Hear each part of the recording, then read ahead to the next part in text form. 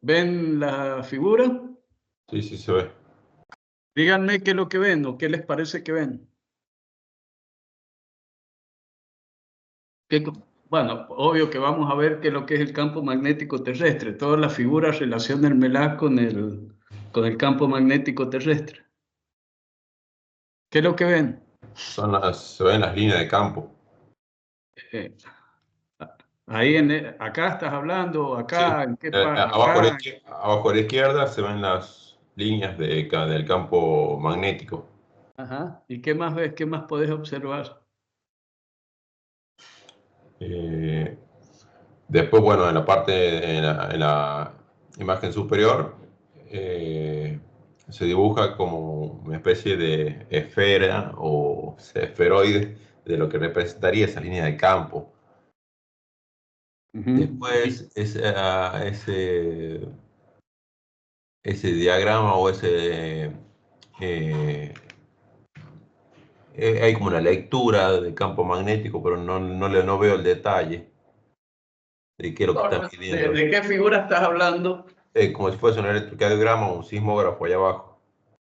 ¿Acá? Sí, allá abajo, sí. Ahí te la voy a emplear. Esos son días, ¿ves?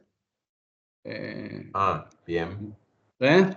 Entonces, qué es lo que significa eso? Eso es un tiempo, esto que está abajo es una escala de tiempo que está superpuesto, todo esto porque no da el espacio, pero estas son fechas que corresponden a días y esta es una magnitud, ¿eh? Entonces, esto es cómo ha variado a lo largo del tiempo. ¿Ves? Habría que ver el más detalle, ampliarlo un poco más acá para que sea más claro. ¿Y qué escala sería abajo? Años, Bueno, de miles. horas, cada 2 horas. Horas.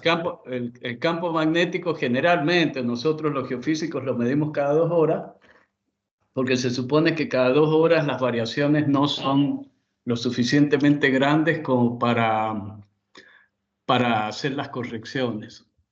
A Bien. ver, generalmente se toma, en vez de 2 horas, yo he visto que toman cada 10 minutos, 15 minutos, 20 minutos, como para darle más precisión al trabajo, dependiendo de qué clase de trabajo estemos haciendo, pero con como el campo magnético terrestre varía en función de qué. ¿Cuántos campos magnéticos creen ustedes que hay en la Tierra? Cuando yo pongo un magnetómetro, lo apoyo en la superficie de la Tierra, mido, ¿qué estoy midiendo? ¿Cuántos campos magnéticos estoy midiendo? ¿O simplemente mido el campo magnético de la Tierra y nada más? Y lo que mide es una resultante. Ujú. Y yo creo que el que más predomina es el campo terrestre. Sí, no sé, porque si estoy cerca de una central Claro, eléctrica, no va a también. predominar el campo terrestre, por más que la central eléctrica sea mucho más chico o sea diferente, el campo terrestre lo va a influir por la distancia. Entonces, las vías, los alambrados, las líneas eléctricas, todo eso me mete en ruido que yo de alguna manera lo tengo que filtrar. Y ya vamos a ver en el transcurso de la clase qué otro campo magnético existe que yo de alguna manera tengo que ir eliminando. Vamos a ver una ley muy importante, que es que la sumatoria de los campos magnéticos individuales me da el campo magnético total, y esta es una forma de corregir y anular un campo magnético que es lo suficientemente grande como para que me estorbe y me altere las conclusiones si no lo elimino. Entonces esta es una manera que yo me invento para sacar las fluctuaciones del campo magnético en función de que ya vamos a ver de qué, y esta es la curva que lo corrige. ¿Está bien? Porque el campo magnético varía minuto a minuto. ¿Y Profe, ¿en por qué qué, está y medio? por qué les parece a ustedes que varía de minuto a minuto? Puede variar por la rotación del planeta. Tenemos un campo magnético que es la que emite el núcleo, las corrientes convectivas en el núcleo externo, que es un campo bastante estable, varía, pero no en función de horas, sino en periodos en periodicidades mayores, ¿no? pero hay un campo magnético que varía tiene variaciones lo suficientemente grandes como para que me pueda alterar una medición y hacer que las conclusiones de las anomalías sean erróneas, que lo tengo que corregir, se corrige con esta curva, que es el campo magnético producido por el viento solar, que como la Tierra va girando alrededor de su eje, se produce el día y la noche y vemos que estos son intervalos de días, estos son intervalos nocturnos, ¿ven? En la noche el campo magnético disminuye porque la influencia del Sol más vale, no lo está influyendo del lado que está de noche. Entonces, el campo magnético de día tiene una influencia, de noche tiene otra influencia, y fíjense las variaciones que hay a lo largo de... Esto es un día. Entonces, a lo largo de 24, deben ser 48 horas esto. Esto deben ser 48 horas, fíjense las variaciones que hay dentro de las 48 horas. ¿Ven? Entonces, eso yo lo tengo que corregir, porque imagínense si le meto este ruido y lo interpreto como que el campo magnético tenía esta magnitud, fíjense, tiene 26.000, hay una variación de 26.200 a 26.290, que esto me está metiendo mucho ruido en la medición porque son variaciones que se deben a partículas provenientes del Sol y no a cambios de masa o de masas que tienen propiedades magnéticas diferentes que se encuentran en el interior de la Tierra. Bueno, ya vamos a ampliar sobre esto. ¿Qué más me pueden decir? Profe, ¿en qué unidad están esos 26.000? En gamas, ya lo vamos a ver, ya vamos a ver las unidades. Bien. Los magnetómetros miden en gamma o nanotesla, que es lo mismo. Pero cuando vos pongas un magnetómetro en la Tierra y te diga la lectura, es gamma. Ok. ¿Alguien más? Participen los otros chicos también, ¿no?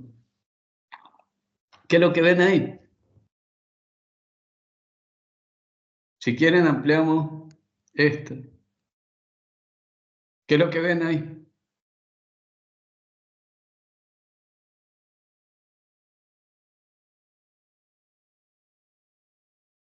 Rápido, ¿qué es lo que ven? Así a grosso modo, no quiero mucho detalle. Sí, sí, la línea de flujo del campo magnético. ¿Y? Bueno, tiene una dirección, se ve como que entra por un polo y sale por otro. Bien, ¿y qué es lo que se ve al medio? Fíjate algo medio raro, así que se ve como una partecita, así como que es el núcleo. Ah, sí, hay una otra esfera interior Ujú. y ¿Y qué se tiene lee arriba? Lee la escala. ¿Qué dice la escala? dipolo, ¿Y qué significa? ¿Qué te parece que significa eso? justamente que tenemos dos polos. ¿Y el Y campo magnético terrestre se puede asimilar a qué?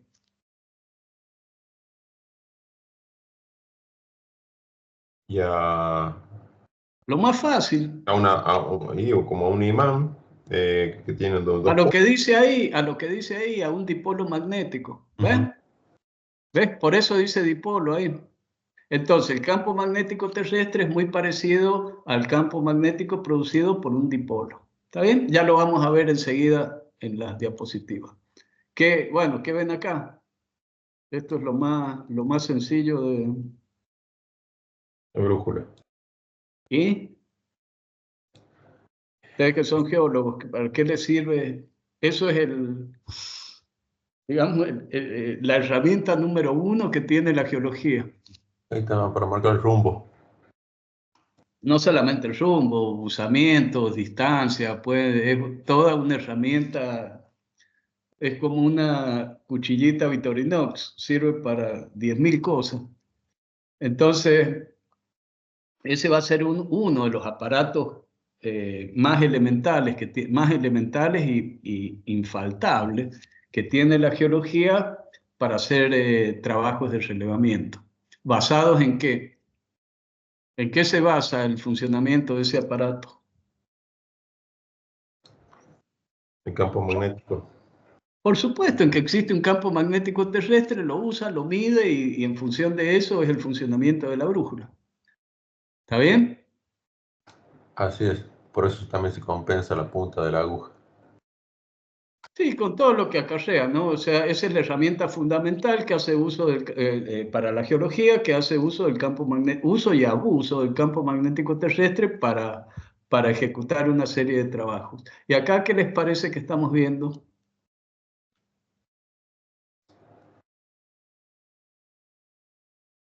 ¿Con qué se puede asociar eso?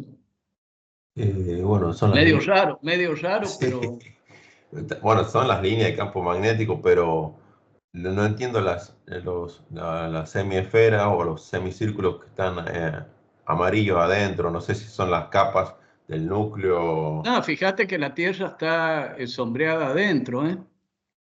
Eso es el Ah, campo magnético externo. bien, bien, la Tierra sería lo gris. Sí, está medio oscurecido acá lo que es ¿ven? Que está medio oscurecido.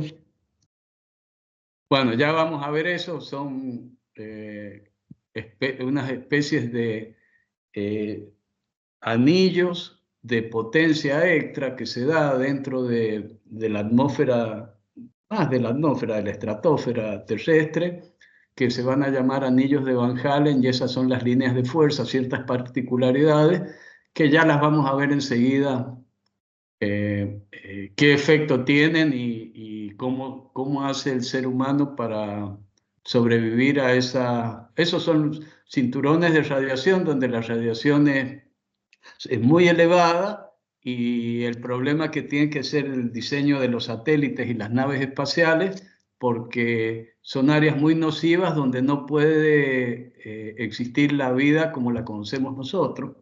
Entonces, a la hora de crear naves espaciales, se diseñan de tal manera que esas partículas que se desarrollan en esas áreas que se llama cinturón de Van Allen,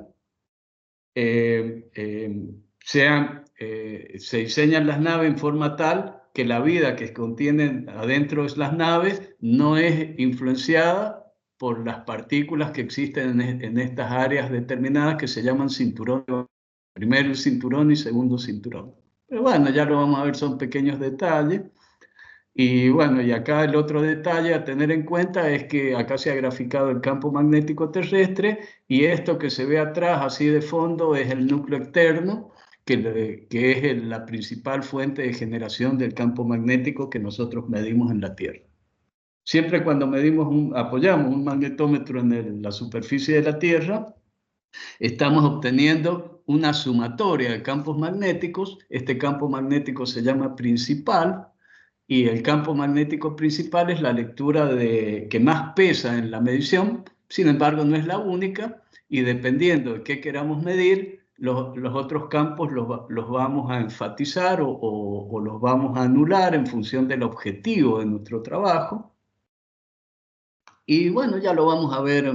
Acá se ha graficado fundamentalmente cómo es el campo magnético principal en función del campo magnético que se genera en el núcleo externo debido a la rotación de la Tierra que genera corrientes convectivas en un ambiente ferroso. Ese ambiente ferroso, debido a la temperatura, a la composición química del núcleo y a la rotación de la Tierra fundamentalmente y al estado líquido, produce corrientes convectivas. Esas corrientes convectivas son tipo rulero, así espiralada. La sumatoria, bueno, esas corrientes convectivas producen una corriente, la variación de esa corriente produce un campo magnético, que ya vamos a ver qué fórmulas la rigen, y ese es el campo magnético que nosotros está representado en la figura. Bueno, vamos a empezar con nociones básicas, ¿no? De cómo se ha ido descubriendo y trabajando con el campo magnético. Lo primero que se descubrió fue una piedra imantada que tenía características de imán, que se descubrió que es la magnetita, eh, al, hace 2,6, hace más o menos 2500 años, y en Egipto también se conoció la magnetita, el efecto que tenía la piedra, y los griegos la llamaron magnetita porque era una roca que se encontraba con mucha frecuencia en una región que se llamaba Magnesia. Después viene todo lo que es el empleo de esas propiedades magnéticas, con que en el año 100 se inventa la brújula en China, y posteriormente, bueno, se usó para la navegación. Los árabes y los persas la utilizaban en el siglo XI para la navegación y luego llegó a Europa en el siglo XIII. Posteriormente, George Hartmann en 1510 estudió la declinación del campo magnético y posteriormente la inclinación, y se dio cuenta que la inclinación magnética era variable con la coordenada geográfica. También en el 1600, en la época del 1600, Hilbert publicó un volumen que se llamaba The Magnet, que es todo el conocimiento, era una compilación de todos los conocimientos acerca de lo que significaba el magnetismo, donde incluía en esos conocimientos todo lo que representaba el campo magnético terrestre. Acá lo importante de esta publicación es que se estableció un concepto de campo geomagnético general con una orientación definida en lugares que la orientación de ese campo magnético estaba íntimamente relacionada con la latitud y la longitud el cual estaba representado. Entonces, ahí también lo importante que se estableció es que la Tierra se comporta como un imán, y posteriormente en 1635 se observó que no solamente la Tierra se comporta como un imán, que existe un campo magnético, sino que ese campo magnético fluctúa a través de los años. Es un campo magnético que no está quieto, sino que varía a través del tiempo. Después, en el siglo XVIII, se observaron, empezaron a utilizar esos elementos para medir el campo magnético, se empezaron a utilizar para hacer mediciones de prospección, donde ese aparato que ven ahí abajo, este es el esquema y este es el aparato real, es una foto del aparato real, donde este aparato servía para medir la declinación magnética. Entonces invirtieron el sistema de ejes, lo hicieron vertical y lo hicieron pasar por un campo de hierro, empezaron a prospectar yacimientos férricos, y se basaba, al cambiarle la aguja o la orientación de la aguja para medir la declinación magnética, se invirtió y empezó a medir inclinación, y cuando lo hacían pasar por los yacimientos de hierro, donde mayor declinación tenía la aguja era donde se encontraba la beta o donde había máxima concentración de elementos férricos. Posteriormente hubieron otros descubrimientos, como en 1826 Ampère descubrió o presentó en sus experimentos que el pasaje de una corriente eléctrica a través de un cable alteraba la posición de una brújula, o sea que había una relación entre el campo eléctrico y el campo magnético, y posteriormente se también descubrió que corrientes paralelas, si yo tengo dos espiras de corriente, donde las corrientes circulan en la misma dirección, se produce una fuerza atractiva entre esos cables, y si las corrientes se mueven en distintas direcciones, se produce una repulsión. También se descubrió que esas fuerzas eran proporcionales al cuadrado de la distancia, y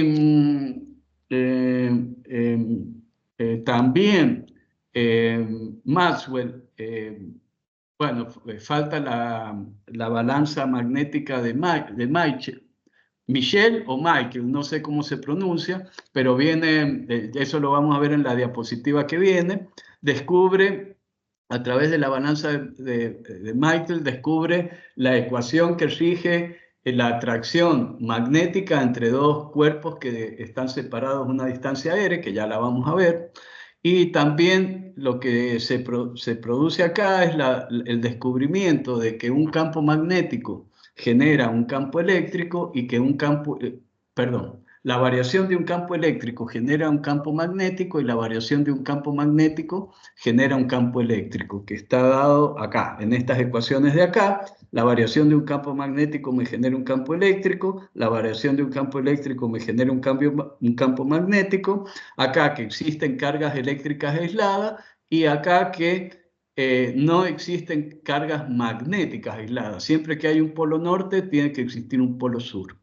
Estas ecuaciones de forma inesperada relacionaron que tanto las constantes eléctricas y magnéticas están relacionadas con la velocidad de la luz. Bueno, acá en esta diapositiva vamos a decir que no hay una sola forma de representar un imán, sino que un campo magnético producido por un imán se puede representar de dos maneras diferentes. Una es con una espira de corriente y otra representada a través de dos cargas, una positiva y negativa, separadas a una distancia r. Entonces, estos dos modelos, tanto el solenoide como las cargas separadas a una distancia r, me van a representar el mismo campo o el campo que produce un imán. Entonces, estas dos formas que hemos visto acá, un solenoide o carga separada a una distancia r, las dos me van a representar este modelo de acá, que es el campo magnético que se produce por un imán. Bueno, otra,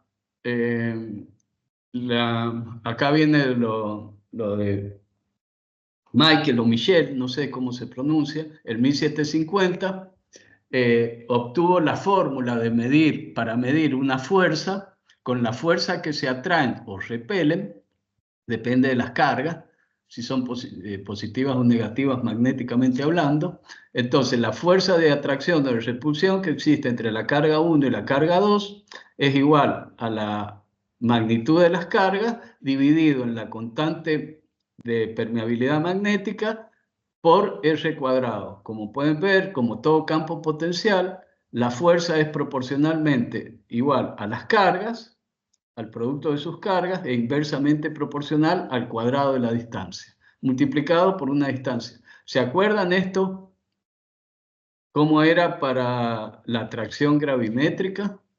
¿Qué diferencia hay? ¿Cómo sería eso? ¿Qué tendrían que cambiar para que en vez de ser fuerza magnética sea fuerza gravimétrica?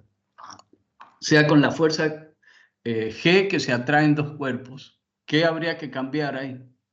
La masa.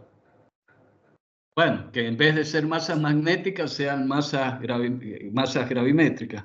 Así es. ¿Y qué más? Y hay que poner la constante de gravitación. Claro, entonces fíjense que la constante de gravitación antes estaba multiplicando y ahora la permeabilidad magnética va dividiendo, ¿eh? Son pequeños detalles que le hacen al campo, a la naturaleza de los campos, pero hay una realidad en todos los campos potenciales, que la magnitud de la fuerza es proporcional a las masas y es inversamente proporcional al cuadrado de la distancia. En todos los campos potenciales es así. Bueno, entonces ahí se definió en el sistema internacional cuál era la magnitud de U0, cómo se representa. Se pone 0 porque es en el vacío. Cuando trabajemos con cargas eléctricas, el E en vez de U0 va a ser una E chiquita, una E griega, que va a ser E0, que también representa la constante eléctrica, la constante de campo eléctrico para el vacío. Es muy común representarla de esa manera y tiene un valor de 2pi por 10 a la menos 7 amperes por metro sobre vol por segundo, que es lo mismo que ampere al cuadrado sobre Newton. Que eso, bueno, son detalles, no le vamos a dar mucha importancia porque cuando hagamos los cálculos, vamos a darle un valor fijo a mu y no hay más. Para este curso no se merece mayor explicación que eso. ¿Se acuerdan cuál era el potencial gravitatorio? Que lo vimos la clase pasada. Era un número muy largo. No, era eso, era la carga dividido. ¿Se acuerdan que el potencial gravitatorio era la masa G por m sobre r y que la derivada del potencial era igual al campo? Entonces la derivada, este es el potencial, que es la masa dividido en la constante por r. Antes en gravimetría este U se convertía en G y iba acá arriba. Bien. La derivada de 1 sobre r era r al cuadrado, Entonces teníamos que el campo es igual a la masa por G sobre R cuadrado, ¿se acuerdan? Que era G, era la constante G. Bueno, ahora va a ser algo parecido, igual, nada más que estamos hablando de masas magnéticas, que va a ser igual a la masa magnética dividido R cuadrado por la constante. Esto también es equivalente, muy parecido a lo que hicimos en la clase pasada en gravimetría. Son las mismas ecuaciones, lo único que cambia es la constante, donde si es gravimétrico tenemos que poner G multiplicando y si es magnético tenemos que poner mu dividiendo. Y si es en el vacío tendríamos que poner mu cero. ¿Está bien? ¿Se entiende? Sí, pero... Y bueno, y acá está la definición, cómo se definen las unidades. Entonces, el campo magnético en el sistema internacional se llama Tesla. ¿Y cómo se define ese campo magnético? Como el campo que a un coulomb, a una a una masa magnética de un coulomb que se mueve a 1 metro sobre segundo perpendicular al campo, le ejerce una fuerza de 1 newton. Así es la definición en el sistema internacional y la unidad en la que se mide es el Tesla. Estos son conceptos, lo que estamos viendo acá son conceptos básicos que ustedes ya lo deben haber visto en Física 2. Entonces, posteriormente, Oersted documentó que la desviación de una aguja magnética se altera debido al pasaje de una corriente eléctrica. ¿Qué es lo que vimos recién en esta diapositiva? Que la aguja magnética se altera, la posición de esa aguja magnética se altera cuando yo la pongo cerca de una corriente eléctrica. Acá me ha faltado poner I, que bueno, lo vamos a poner ahora.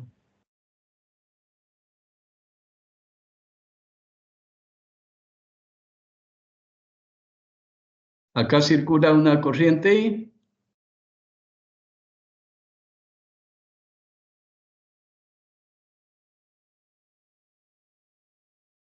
Entonces, el pasaje de esa corriente I a través del cable produce la desviación de esa brújula. Y el movimiento de un imán cerca de un cable induce una corriente eléctrica. Posteriormente se define como que el campo magnético principal, esos que hemos hablado que se genera en el núcleo externo, ahí se descubre en 1838 que tiene su origen en el interior de la Tierra, no se sabe bien por qué, pero se define como que hay indicios suficientes como para demostrar que se produce en el interior de la Tierra. Y la unificación de los... ¿Se acuerdan de estas leyes de la unificación del campo eléctrico y magnético que lo vimos en la bolilla número 1? ¿Cómo se relacionaban las fuerzas magnéticas y las fuerzas eléctricas?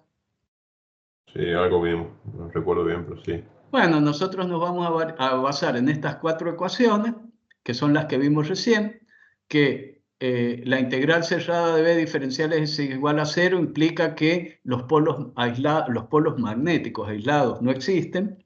La integral de D diferencial S es la carga eléctrica, sí existen las cargas eléctricas aisladas, y esta es que la variación de un campo magnético produce un campo eléctrico y la variación de un campo eléctrico produce un campo magnético. Lo que vamos a ver ahora es la diferencia que hay entre flujo, que D y B son flujos, y E y H son campos. Entonces, la única diferencia, cómo pasamos de uno al otro, de medir flujo a medir campo, es multiplicar por la constante de cada campo en particular. Entonces, la constante eléctrica por E es igual al flujo eléctrico y la constante magnética por campo eléctrico es igual al flujo, al campo magnético es igual al flujo magnético. Nosotros los geofísicos trabajamos con H, nada más, no trabajamos con flujo. Bueno, ahora vamos a ver las unidades. La intensidad de magnetización se mide en oeste, pero este es un número muy grande, este es un número que se maneja mucho en laboratorios, donde yo genero campos magnéticos con bobinas, Y esos campos magnéticos generados a través de bobinas son muy grandes con respecto a los campos magnéticos que nosotros vamos a medir. Entonces, cuando estamos midiendo efectos que se producen por los campos magnéticos que actúan en la Tierra, tenemos que manejar números mucho más chicos, entonces no nos conviene tener números inmensos porque no nos van a poder, se nos va a complicar a la hora de manejar precisiones. Tenemos que buscar unidades más chicas, entonces vamos a expresar, lo primero que se hace es que los experimentos de campo magnético se entraron a descubrir cosas en Europa, donde, bueno, en esta época no había internet, los medios de comunicación eran mucho más precarios, entonces sucedía que la ciencia iba avanzando y por ahí se descubrían las mismas cosas en lugares diferentes y había como una especie de sobreposición de experimentos y bueno, cada uno lo publicaba como que había descubierto cosas, entonces el Oeste y el Gauss tienen la misma magnitud, nada más que fueron, es obvio quién descubrió, Gauss lo publicó en un lugar, Oeste en otro, pero son unidades que tienen nombres distintos, pero representan las mismas magnitudes. Las otras unidades, porque estas magnitudes son muy grandes para hacer experimentos con respecto al campo magnético terrestre, a las magnitudes que vamos a manejar nosotros, entonces vamos a trabajar con el sistema internacional, que es gamma, y gamma es igual a 10 a la menos 5 Oerte o Gauss, que es lo mismo. Ven que 10 a la menos 5 es mucho más chico, esta es una unidad mucho más chica, 10 a la 5 veces más chica, que es la unidad que me va a permitir a mí manejar las lecturas de una forma que no tenga problemas de números así grandes o números demasiado chicos. Son como vieron recién, estamos hablando de los 25.000 gamas, que del orden de los 25.000 gamas, que es un número que yo voy a manejar para que las variaciones de ese campo magnético entren en un rango que me permitan a mí manejarlo con computadoras o con calculadoras o con elementos o tablas que me permitan hacer distinciones lo suficientemente precisas como para poder detectar anomalías tan pequeñas como yo sea capaz de determinar. Entonces, para que las anomalías tengan un número lo suficientemente manejable, yo tengo que manejar estos valores así de chicos con respecto a números grandes, que son los números de campos magnéticos que se producen en laboratorios, pero no en la naturaleza. Entonces vamos a ir al CGS, que es el sistema más pequeño, que la unidad principal es el Tesla. El Tesla se define como un Maxwell sobre centímetro cuadrado, y el nanotesla es igual a 10 a las 9 Tesla. Saben que el nano es 10 a la menos 9 en cualquier medición. El Sí. nano es 10 a la menos 9. Bueno, en el caso que estemos hablando de mediciones magnéticas, el nanotesla, vamos a hablar de nanotesla, y el nanotesla es equivalente a un gamma. Entonces, hablar de gamma o un nanotesla es lo mismo, y cuando nosotros vamos al campo y pongamos un magnetómetro en el terreno y lo hagamos medir, la lectura que va a medir es en gamas. ¿Está bien? ¿Se entiende hasta ahí? Sí, profe. ¿Todos entiendan? Entonces, esta es la unidad que nosotros, la geofísica, ha adoptado para hacer las mediciones de campo magnético.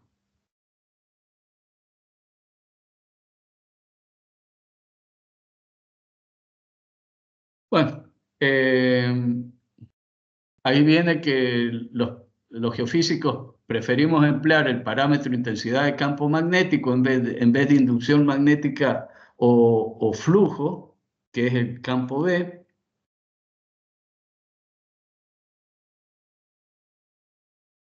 Y bueno, lo único que tengo que hacer para sustituir H en B es multiplicarlo por mu. ¿Se acuerdan? ¿Se acuerdan de eso? Que B, en la fórmula que vimos acá, que B es igual a mu por H, ¿ven? Y que flujo eléctrico es igual a E por E. Nos vamos a basar en esta fórmula para decir que, bueno, si queremos, nosotros los geofísicos vamos a trabajar con H en vez de B, pero si queremos pasar de campo magnético a flujo magnético, lo único que tenemos que hacer es multiplicar por mu. B es igual a mu0, o sea, el campo mu0, que es la constante de permeabilidad magnética en el vacío, más el vector J, que es la polarización magnética, que ya vamos a ver que esto nosotros lo vamos a considerar como que es cero, pero realmente lo vamos a considerar que no es cero, pero sí tiene un valor, y cuando hagamos prospección magnética le vamos a asignar un valor que ese vector de polarización coincide con el campo magnético actual, pero sin embargo no es así, y esas diferencias me producen errores en la interpretación que, bueno, son errores propias que tiene el método, y por eso no es el mejor método para poder, o el método donde el modelado del campo magnético y el modelado donde yo termino en un perfil geológico a partir de un campo magnético, de medir y obtener la anomalía magnética. Hago el modelo geológico, y ese modelo geológico se ve muy, pero muy perjudicado, porque mientras más distinta sea la polarización magnética de la que considero yo vertical, más me alejo de la realidad del modelo. Y es una de las fallas que tiene el método magnetométrico para hacer geofísica. Bueno, eso lo vamos a ver el año que viene. Entonces, como J vale 0 en el vacío y en el aire, B va a ser igual a mu por H, donde mu ya no es el mu en el vacío, sino en un medio isotrópico que yo esté considerando. Y esto, que es lo más importante, este es lo más importante de la diapositiva, que es que el campo magnético o el flujo magnético es igual a la suma de los campos.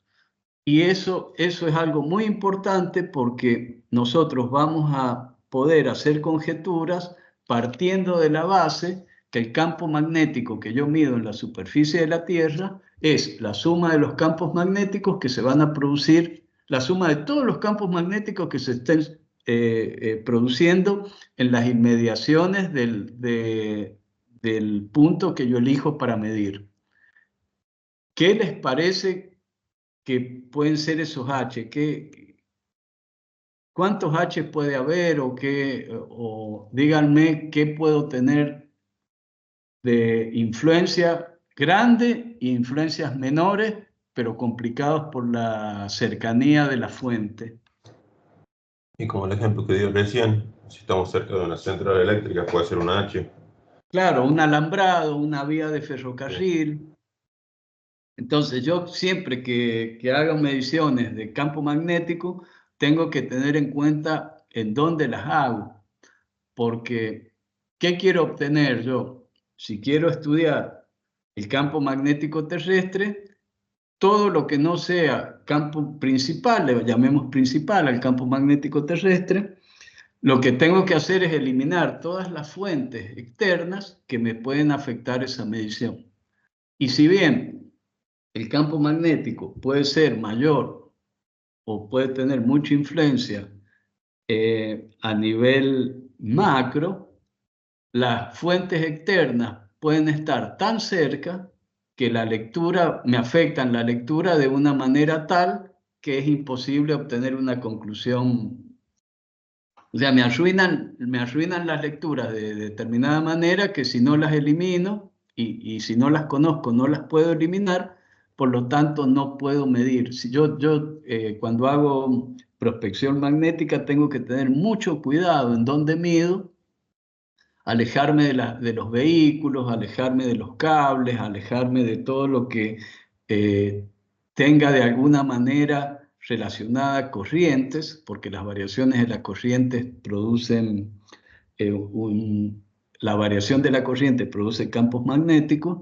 Entonces, a la hora de medir, tengo que tener mucho cuidado, sobre todo en la ropa que uso, como los relojes, los cintos, las hebillas de los cintos, o materiales magnéticos que puedo llevar conmigo.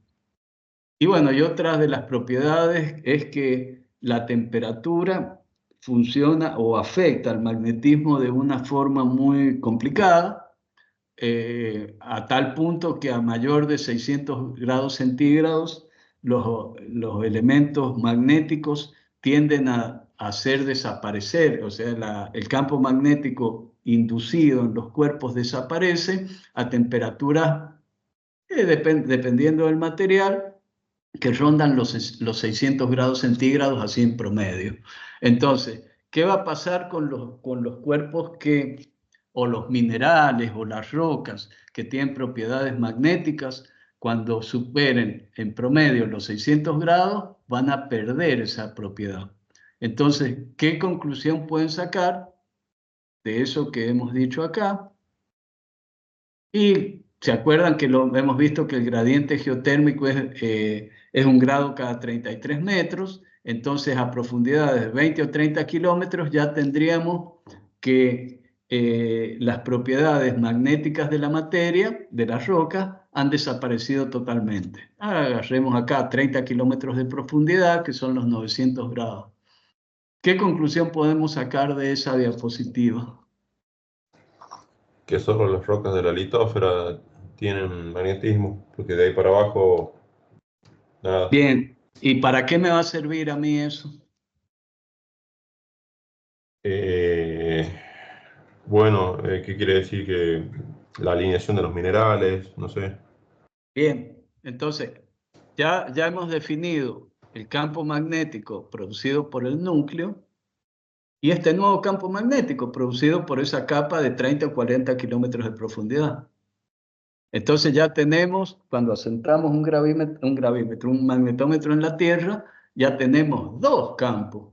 Uno es el campo producido por el núcleo, por las corrientes convectivas del núcleo, y el otro es el campo producido por los minerales que reaccionan o se induce un campo magnético y el cual genera una capa de ese campo magnético que tiene aproximadamente entre 30 y 40 kilómetros. Entonces ya tenemos dos campos magnéticos. ¿Está bien? Bien. Si yo estoy haciendo prospección, el campo magnético producido por el núcleo no me sirve, lo tengo que eliminar. ¿Está bien? Y si estoy estudiando cómo se comporta el campo magnético terrestre debido al núcleo, este campo magnético acá, que es el cortical, me está estorbando. Lo tengo que de alguna manera eliminar. ¿Está bien? ¿Se entiende? Sí, profe, sí se entiende. ¿Entienden todo? Entonces, cuando yo pongo el magnetómetro en la superficie, yo estoy midiendo hasta acá, hasta lo que hemos visto acá, el campo magnético producido por el núcleo, más el campo magnético producido por esa capa de corteza. ¿Está bien? Bueno, entonces, ahí está. Entonces, si situamos un magnetómetro en cualquier punto de la superficie terrestre, alejado de fuentes artificiales, ¿ven lo importante que es esto? Alejado de fuentes artificiales de campos magnéticos, vamos a medir un campo magnético de origen natural que consta de varias contribuciones. La primera, ya le hemos dicho, lo hemos repetido hasta el cansancio, es la producida por el campo magnético principal.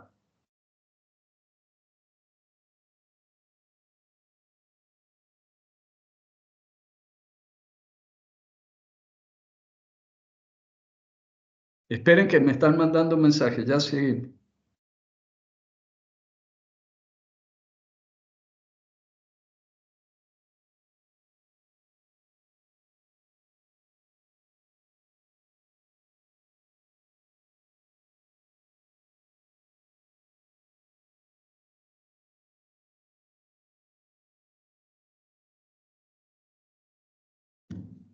Bueno, el campo, la más importante se origina en el núcleo externo de la Tierra, está compuesto fundamentalmente por hierro fundido, se debe a que las corrientes convectivas tienen lugar en el mismo a causa de la rotación de la Tierra. Este campo se conoce como campo principal, puesto que supone más del 90% del campo total. El campo principal es diferente en cada lugar de la Tierra y además varía con el tiempo de forma compleja. Ya vamos a ver una tabla más, creo que no sé si en esta clase o la clase que viene, hay una tabla de cómo varía el campo magnético terrestre en función de grandes variaciones y pequeñas variaciones en ciertos intervalos de tiempo, que es lo que vamos a tener que corregir. Bueno, una segunda contribución que es mucho más débil proviene de la corteza terrestre, la parte más superficial de la Tierra, se debe a la presencia de minerales magnéticos de la roca, las propiedades magnéticas desaparecen con altas temperaturas, en general por encima de los 600 grados, que es lo que hemos venido diciendo recién. Debido a que el interior de la Tierra la temperatura aumenta con la profundidad, solo la parte más superficial contribuye al campo magnético terrestre. De forma general, las primeras decenas de kilómetros, 25 a 35 kilómetros, para un gradiente de 33 grados por kilómetro, y esta segunda contribución se denomina campo magnético cortical y es la que prestaremos más atención a la prospección magnética. ¿Qué magnitud creen que tiene este campo magnético cortical con respecto al campo magnético principal? ¿Qué les parece a ustedes que es la contribución? No me digan en números así, 25.000, 2.000, 3.000. Díganme en función relativa. ¿Es mucho más grande, mucho más chico? ¿Cómo puede llegar a ser? Denme un minuto que voy al baño. Mientras lo piensan.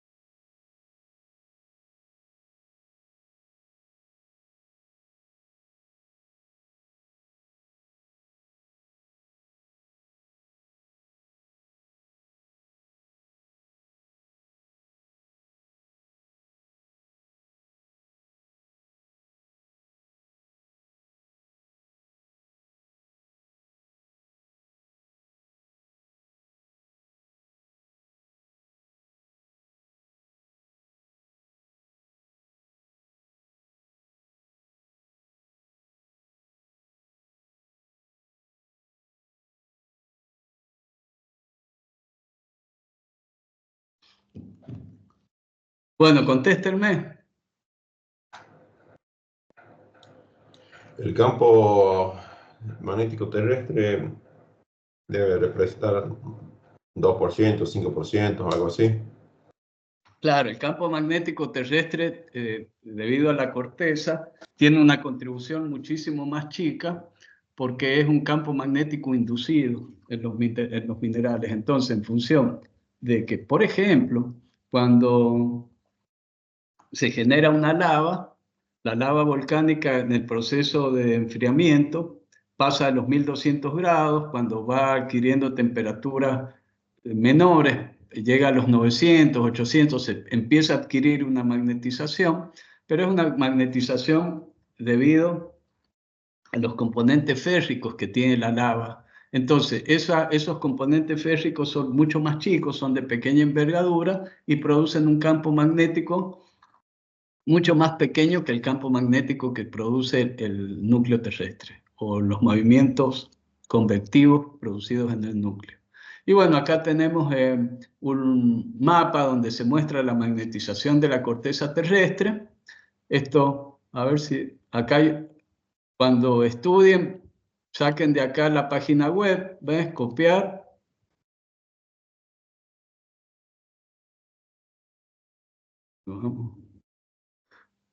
Lo copian, lo pegan en el navegador y vamos a ver si lo puedo compartir.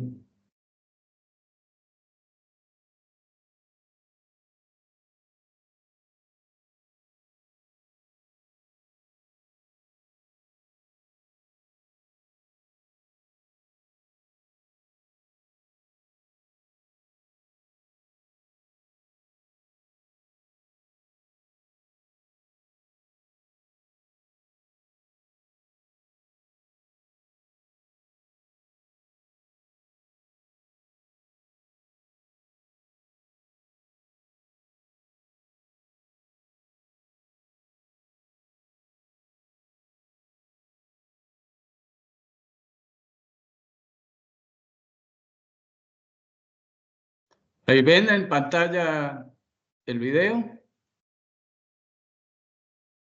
Sí, profe. Sí, bueno, lo voy a activar. Sí, profe. Ahí van a ver cómo la magnitud que tiene el campo magnético terrestre. Cortical, perdón. Ahí está la dirección. Si les gusta después lo copian y lo pegan y en el navegador y van a ver eso.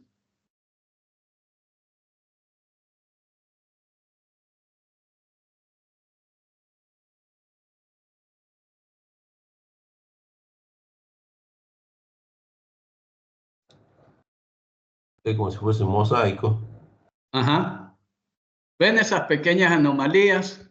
Son yacimientos, ¿ven? Ahí lo vamos a ver en 3D. Ajá. Pero bueno, es una forma bonita de graficar el campo magnético cortical para distinguirlo del campo magnético principal. En algunas zonas de África donde hay emanaciones, ahí están los volcanes, tiene que ver con los volcanes, con zonas activas, con yacimientos.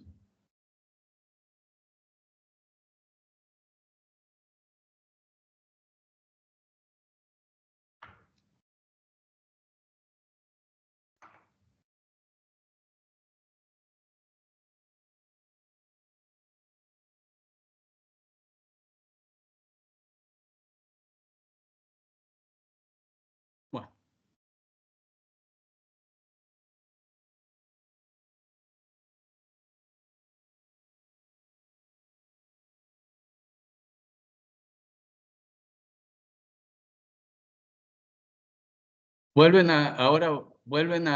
Hemos vuelto al PowerPoint. ¿Ven el Power?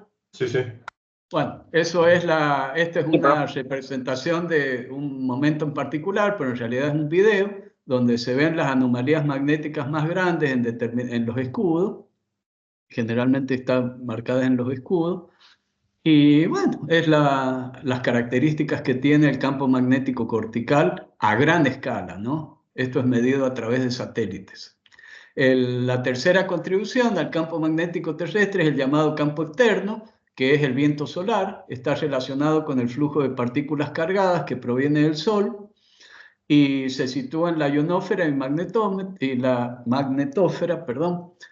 Entonces vamos a tener, cuando ponemos un magnetómetro en la superficie de la Tierra, tres campos distintos por lo menos. El campo principal, que está generado por movimiento del fluido en el núcleo externo de la Tierra, el campo cortical, debido al magnetismo remanente de las rocas, y el campo externo, que es el proveniente de las corrientes eléctricas en la ionósfera y la magnetósfera. ¿Cómo ¿Tienen idea cómo se manifiesta esto en la Tierra? El campo externo, ¿cómo es la forma más fácil de verlo en la Tierra? ¿A través de qué? ¿Qué es lo más representativo de la variación de ese campo o de ese viento solar o campo externo? Las auroras. Claro, son las auroras boreales, que eso es, ya lo vamos a ver por qué se generan. Ven que se genera acá, ven que acá hay como una especie de debilidad del campo magnético. Esa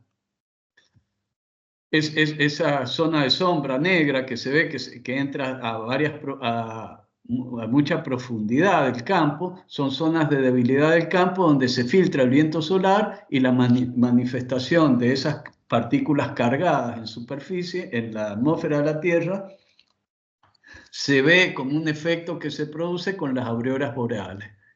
Pero bueno, y acá vamos a tener la corteza, manto, núcleo externo, núcleo interno, donde vamos a tener una magnetización producida por los movimientos convectivos del núcleo externo y otro campo magnético producido por la contribución de los materiales que adquieren una magnetización remanente producidos en la corteza.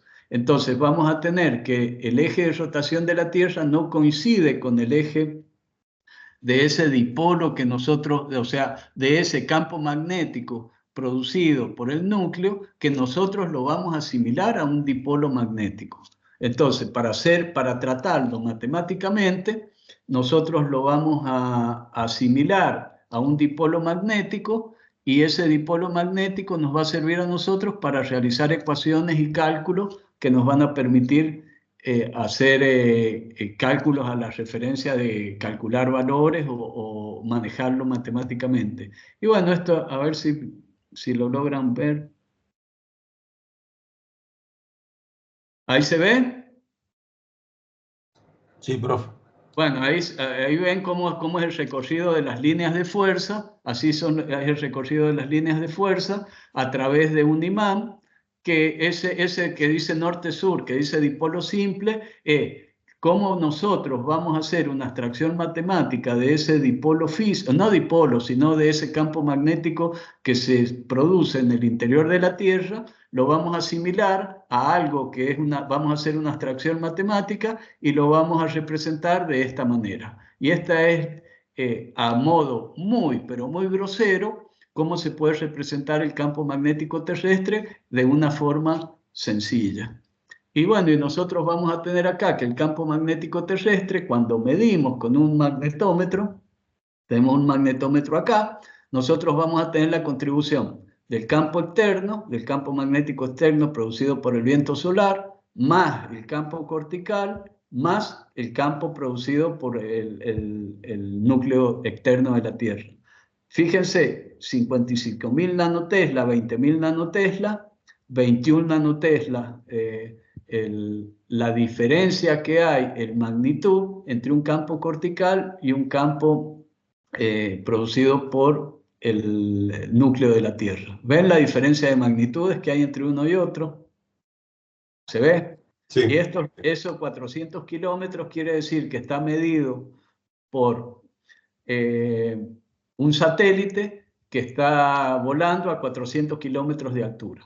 Eso quiere decir el 400 que está acá. Y bueno, esas son las magnitudes de campos magnéticos medidas por un satélite que está a 400 kilómetros de altura. ¿Y qué pasaría si yo esto lo traslado a la Tierra? ¿Cómo serían estos valores de acá si yo en vez de medir a 400 kilómetros de altura, mido acá? Mayores, ¿Mayor o menor? mayores porque nos acercamos a la corteza, a la parte Claro, superior. acuérdense que el campo magnético es proporcional al cuadrado de la distancia. Entonces, grandes variaciones de distancia, como son 400 kilómetros, me produce que yo haga lecturas de campo magnético muchísimo más chicas, porque varía con el cuadrado de la distancia. De todas maneras, estas mediciones se pueden procesar y son lo suficientemente grandes como para que yo las pueda tratar y conseguir números que sean manejables con computadora. Bueno, esta es la forma que tiene el viento solar, o sea, la forma que tiene, o sea, la influencia que tiene el Sol en el campo magnético terrestre. Y fíjense qué conclusiones pueden sacar acerca de la observación de este dibujo. ¿Qué pueden ver ahí? ¿Cómo se filtran los vientos solares por los polos? Bien, una eso, pero algo que es más importante todavía, que lo ¿Cómo, primero que me deberían haber observado. cómo nos protegen? Bien, ¿y qué más? Que, bueno, es asimétrico. Eso es lo que... ¿Ven cómo está este campo magnético teórico? Fíjense que es simétrico, tiene una simetría perfecta.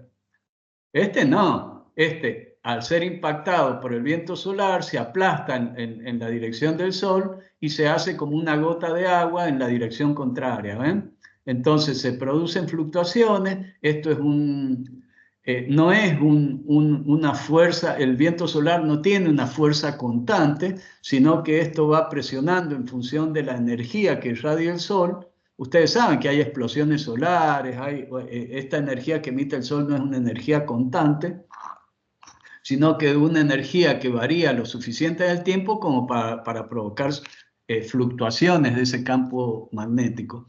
Entonces, esas fluctuaciones del campo magnético lo deforma, achatando el escudo del lado al Sol y alargando el escudo del lado contrario a la posición del Sol. Y eso es un juego permanente de fuerzas que hay entre el viento solar y el campo magnético generado, tanto por la Tierra como por la corteza. También influye muy, pero muy poquito, pero también influye.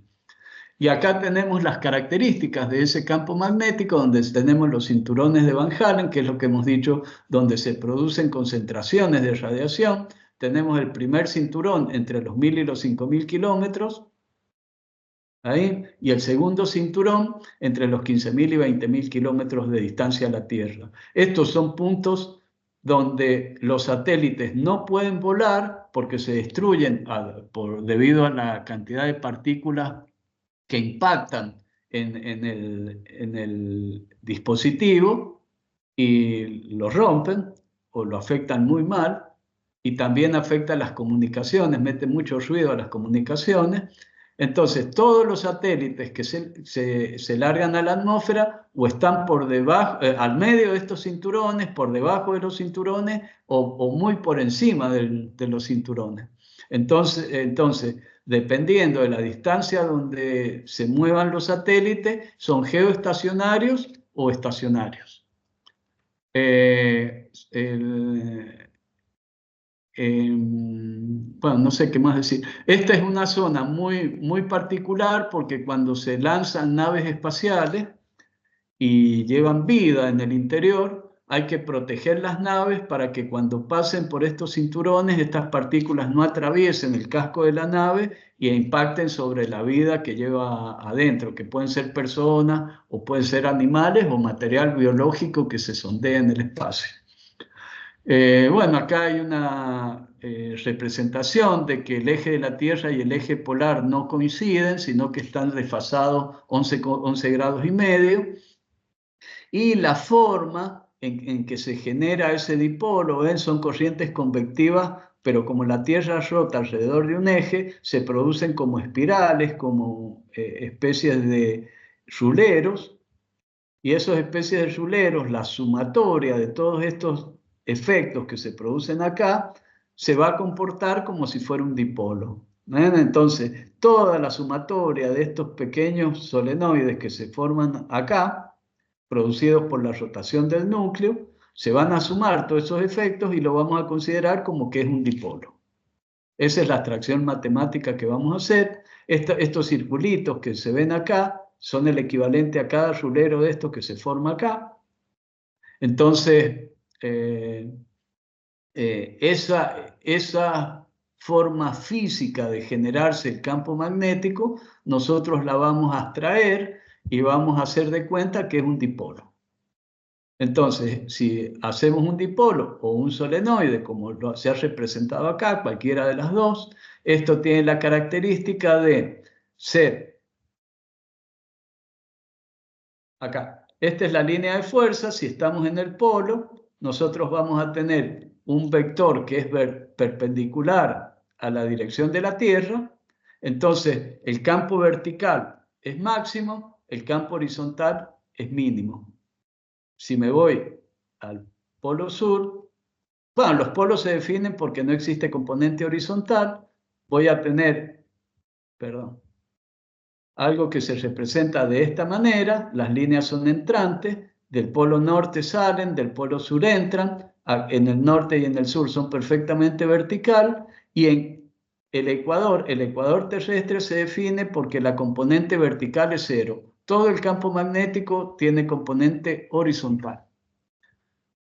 En cualquier lugar, esta línea de fuerza perpendicular, la fuerza es perpendicular a la línea de campo, es perpendicular al campo y tiene una componente vertical y tiene una componente horizontal. Entonces, acá me ha faltado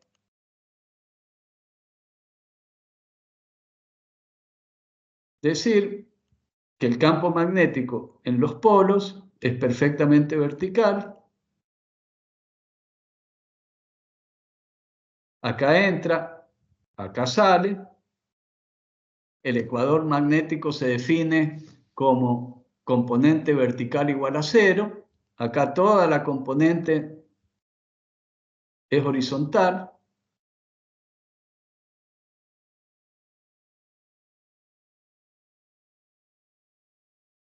Toda la componente es horizontal. Y tanto en cualquier lugar entre el ecuador magnético y el polo magnético, vamos a tener un vector entrante en el hemisferio norte y un vector saliente en el hemisferio sur, y que va a tener tanto una componente vertical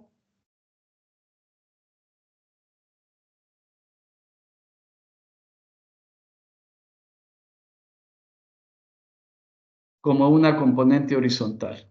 Lo vamos a poder descomponer en componente vertical y componente horizontal. ¿Está bien?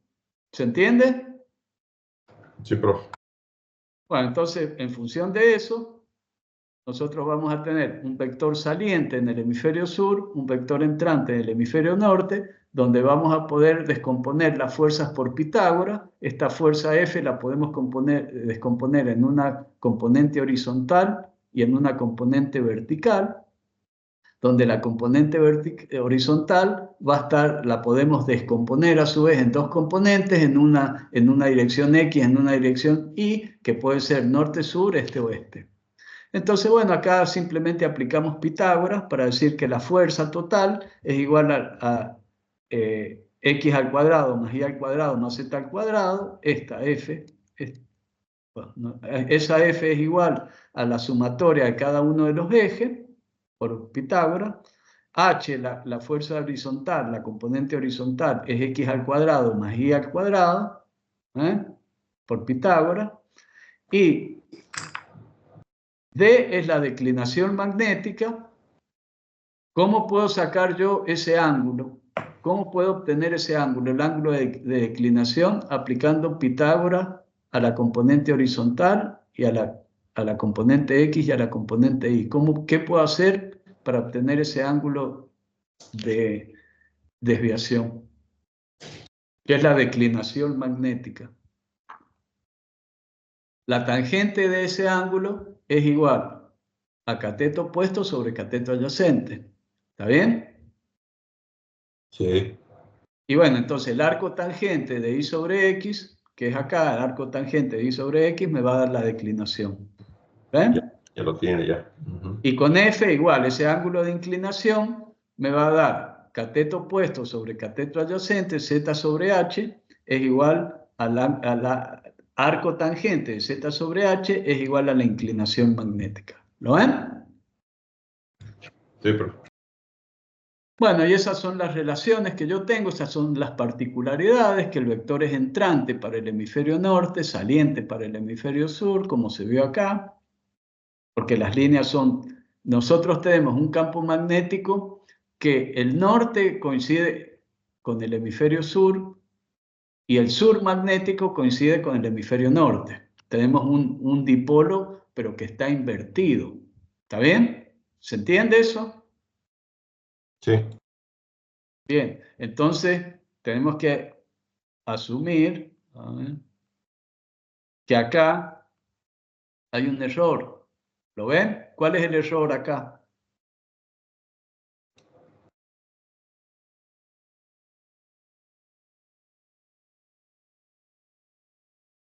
Díganme rápido, ¿cuál es el error? No sé, entra por el norte, está por el sur, está Claro, bien. está cambiado, ¿ven? Acá está al revés, porque esto quiere decir que es el norte geográfico y este es el sur geográfico, pero el dipolo va de norte a sur, ¿ven? ¿Ven que está cambiado? ¿Está bien? Bien. Entonces, esto está cambiado. Es simplemente una representación, pero en la realidad es que este dipolo tiene el norte en el hemisferio sur y el sur en el hemisferio norte. ¿Está bien? Eso es lo que tienen que tener en cuenta. Y acá, bueno, nos vamos a adelantar un poquito. Hagamos de cuenta que hay un dipolo enterrado. Esto puede ser una beta. Cuando yo paso por un magnetómetro y lo único que estoy captando acá es la posición de este dipolo que está enterrado una profundidad, hagamos de cuenta 300 metros, lo que estoy detectando es, fíjense cómo va cambiando el campo magnético hasta que llego al eje del dipolo, paso por un máximo, empieza a decrecer hasta que pasa por cero, acá la línea es perfectamente horizontal, y empiezo a obtener valores negativos a medida que me voy alejando. Entonces, cuando voy con un magnetómetro y obtengo, después de filtrar, después de hacer la anomalía residual, me da algo de este tipo, es qué es lo que voy a buscar yo cuando quiero descubrir vetas enterradas, una profundidad tal que yo la pueda captar. Es un pequeño adelanto acerca de cómo vamos a medir, cómo vamos a ir midiendo, cuál es el objetivo de la medición o cuáles son las curvas clásicas de anomalía. Entonces, bueno, lo que vamos a decir acá es que el campo magnético terrestre, si nosotros lo asimilamos a un dipolo magnético, me da un número que no es lo suficientemente bueno como para que yo lo procese. Me va a inducir error, las anomalías que yo obtenga van a ser anomalías falsas, que no me van a dejar que haga un modelo geológico que sea lo suficientemente confiable como para que yo pueda creer en esas anomalías. Entonces, ¿qué voy a hacer? Yo voy a trabajar con una fórmula polinómica donde yo voy a tomar por satélites cómo es el modelo del campo magnético y a ese modelo de campo magnético obtenido por satélites lo voy a modelar con una serie de polinomios y que se llaman polinomios de Legendre. Entonces voy a hacer una fórmula polinómica que mejor ajuste al campo magnético que yo mido. Y esa es la ecuación que yo voy a utilizar para determinar el campo magnético en cualquier lugar geográfico para un momento determinado. Como fíjense acá, dice que en este caso particular, esta es la fórmula del campo magnético para el año 2018, está expresada por 120 coeficientes hasta grado y orden 10 en nanotesla, mientras que 80 coeficientes hasta grado y orden 8 expresan la variación secular para el periodo de extrapolación de 2018-2023. Siempre se hace con un pronóstico para que yo pueda extrapolar el campo a futuro de 5 años. Entonces ya vamos a ver qué pasa, porque no sé si lo veamos ahora o la clase que viene, el campo magnético ha venido variando mucho más o sea, las variaciones que hay en 5 años son muy, pero muy grandes, entonces se han tenido que hacer predicciones a 3 años porque el campo magnético está variando de una manera más rápida que como lo hacía en épocas anteriores. Entonces, en función de esta gran variación en periodos no tan largos como de 5 años, sino como de 3, ha hecho que ahora se hagan predicciones no a 5 años, sino a 3. Ya vamos a ver, no sé si en esta clase o en la clase que viene, vamos a ver cómo varía el campo magnético en función del tiempo, cómo ha ido variando, cómo se ha ido registrando. Bueno, y esta es la intensidad total del campo magnético. Para el año 1995, fíjense el manchón, cómo las mediciones son entre 60.000 y 40.000, 30.000 gamas, dependiendo de dónde estemos. ¿Qué pasa si esto fuera un dipolo perfecto? Estas variaciones serían perfectamente horizontales. ¿Está bien? El campo magnético total sería perfectamente líneas horizontales. Y fíjense que no lo son. ¿Está bien? ¿Se entiende? Sí, profe. Bien. ¿Cómo se trabaja para obtener esto?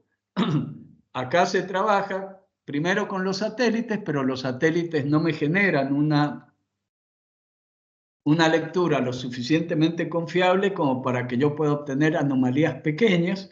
¿Y por qué me interesan las anomalías pequeñas? Y porque yo quiero descubrir yacimientos minerales y los yacimientos minerales no generan una anomalía lo suficientemente grande para ser captada por los satélites. Entonces, si bien los satélites me sirven para hacer interpretaciones a escala global, yo necesito una red más pequeña o más precisa, ubicada en la superficie de la Tierra, que me permita tener una mayor confiabilidad o una mayor magnitud del campo magnético, debido a que no es lo mismo medir en un satélite a medir en la corteza terrestre, debido a que el campo magnético varía con el cuadrado de la distancia. Entonces ese cuadrado de la distancia hace que las lecturas se hagan lo suficientemente chicas como para que no me sirvan para interpretar anomalías magnéticas para yacimientos minerales. Entonces tengo que disponer de una red de estaciones que están en tierra. Esto parece que están en el mar, pero están en islas, en realidad, en pequeñas islitas. Entonces, estos puntos son las redes de observatorios geomagnéticos que están operando en el mundo, bueno, en el momento que se hizo la figura esta, que son muchas, y todas estas líneas blancas o estos manchones blancos que se ven, perdón, las zonas negras son zonas que todavía necesitan ser medidas magnéticamente, y estas, como telas así de araña representadas en blanco, son trazas de barcos que van midiendo el campo magnético terrestre a medida que se van trasladando y se van formando redes. Y bueno, acá se ve de otra manera. Acá se ve el negro, lo que acá se ve en blanco, y estas son las redes de medición que se hacen alrededor del mundo para establecer mediciones magnéticas que después van a ser aproximadas por un polinomio de este tipo, y que va a ser con lo que yo voy a calcular el campo magnético en cualquier lugar del mundo en un momento determinado. Bueno, vamos a tener, acá tenemos para que veamos las variaciones, las comparaciones. Acá tenemos el 1995, el campo magnético. Acá lo tenemos con isolíneas y acá con colores. Acá tenemos la intensidad del campo magnético para el 2020. Y bueno, y acá tenemos para el 95, 2000 y 2020, en formas representadas distintas, pero ya vamos a ver a la clase que viene cómo ese campo magnético ha ido variando en función del tiempo. Y bueno, hasta acá vamos a llegar en la clase de hoy. No sé si quieren preguntar algo. No, la variación del campo magnético histórico tiene que ver con cuando estudiaron los fondos de los océanos, ¿no? Sí. Bien. El estudio de los fondos oceánicos se viene intensificando a través de lo que fue la Segunda Guerra Mundial, porque los alemanes tenían una red de submarinos que puso en jaque a lo que es el servicio de suministros de Norteamérica a lo que es Europa y Rusia. Entonces, a través de, o frente a la necesidad de neutralizar los submarinos alemanes, se inventó algo para poder detectarlos, y el magnetómetro funcionó muy bien. Y en función del mapeo del fondo oceánico y el desarrollo de lo que es el magnetómetro para detectar objetos metálicos que se movían, como son los submarinos, se produjo un desarrollo del conocimiento del fondo oceánico muy grande y bueno, a través de una iniciativa bélica o de un motivo bélico, trajo como consecuencia un conocimiento mucho más amplio de lo que es el conocimiento del campo magnético terrestre, porque hay que medir en los océanos, es mucha plata la que se necesita para conservar esa red, porque yo lo puedo medir hoy, pero son redes que